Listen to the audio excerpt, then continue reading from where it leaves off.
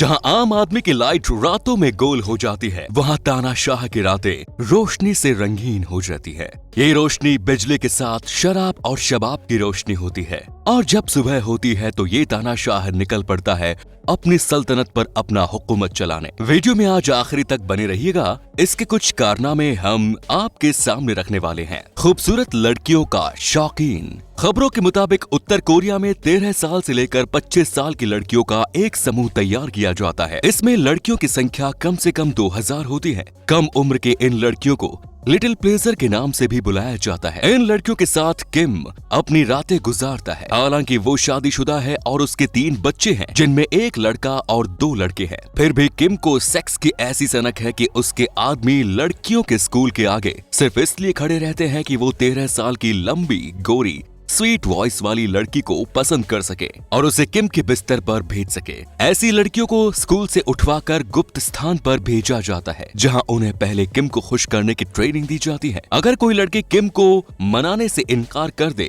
या फिर प्रेग्नेंट हो जाए तो दोनों ही सूरतों में उसकी मौत निश्चित है। अगर किम का मन किसी लड़की से मन भर जाए, ऐसी कंडीशन में उस लड़की को अपनी सेना के सैन्य अफसरों को तोहफे में दे देता है। 25 साल की उम्र होने पर उस लड़के को आजाद कर दिया जाता है। हमारे जिन साथियों ने चैनल पर अब तक सब्सक्राइब नहीं किया है दोस्तों, रेड कलर का बटन दबाकर सब्सक्राइब जरूर कर लें और नोटिफिकेशन बेल आइकॉन को जरूर दबाएं। Next is Kim dynasty. Kim Jong Un डर के लिए ही नाम काफी है।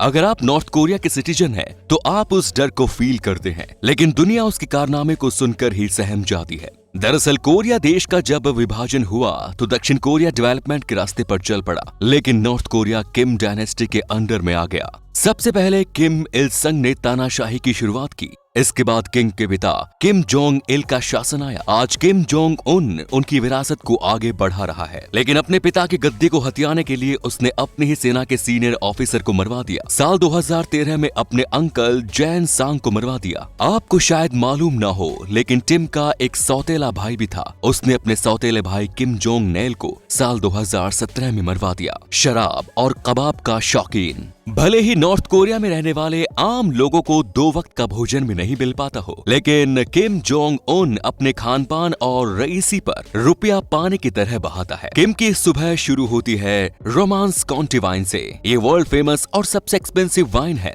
शाम होने पर Kim Jong Un Russian wine के नशे में डूब जाता है, लेकिन रात में बिस्तर पर जाने से पहले ये स्नेक वाइन पीता है, जो काफी एक्सपेंसिव है, लेकिन इसकी मर्दाना ताकत को बूस्ट कर देती है। ये स्नेक वाइन वियतनाम की स्पेशल वाइन है, जिसे पीने के बाद आदमी की सेक्स लाइफ में एंजॉयमेंट का जबरदस्त तड़का लगता है। बात करते हैं उनके खान पान की। इसे खाने में जापान की बगायू डिश बहुत पसंद है। कई नॉनवेज आइटम ये चीन से मंगाता है, जबकि पोर्क का मीट डेनमार्क से मंगाता है। इसके अलावा black chicken, Brazilian coffee shark फिंसू के अलावा स्वीडन का मूव चीज इसके फूड का खास हिस्सा है। अपने इसी महंगे खान पान पर साल भर में करोड़ों रुपया उड़ा देता है। किम जोंग उनके इन कारनामों पर आप क्या सोचते हैं, हमें कमेंट बॉक्स में लिखकर जरूर बताएं। Next is birth mystery. Kim Jong उनकी डेट ऑफ बर्थ को लेकर अलग अलग तारीखें सामने आती है। किम की डेट ऑफ बर्थ की एक तारीख है 8 जनवरी 1982। इसके अलावा किम की पैदाइश के बारे में साल 1983 और साल 1984 का भी समय बताया जाता है। किम के जन्म की मिस्ट्री तो अभी तक एक सीक्रेट बनी हुई है, लेकिन इतना जरूर कहा जा सकता है कि इसकी उम्र लगभग 40 साल की है। तो दोस्तों, उम्मीद करते हैं कि आपको ये वीडियो पसंद आ रहा है। वीडियो को लाइक करके अपने दोस्तों के साथ जरूर शेयर करें। नेक्स्ट इज तानाशाह की सनक। किम जोंग उन ने अपने एक ऑफिसर को केवल इसलिए मरवा दिया क्योंकि एक इम्पोर्टेंट मीटिंग के दौरान इस ऑफिसर ने झपकी ले ली थी। उनके आर्मी ऑफिसर को नींद आ गई। बाद में किंग ने उस ऑफिसर को तोप के सामने बांधकर उड़ा दिया। बताया जाता है कि बाद में उस ऑफिसर का फ्यूनरल राजकीय सम्मान के साथ किया गया। किम की ऐसी हरकतों के चलते उसे पूरी दुनिया में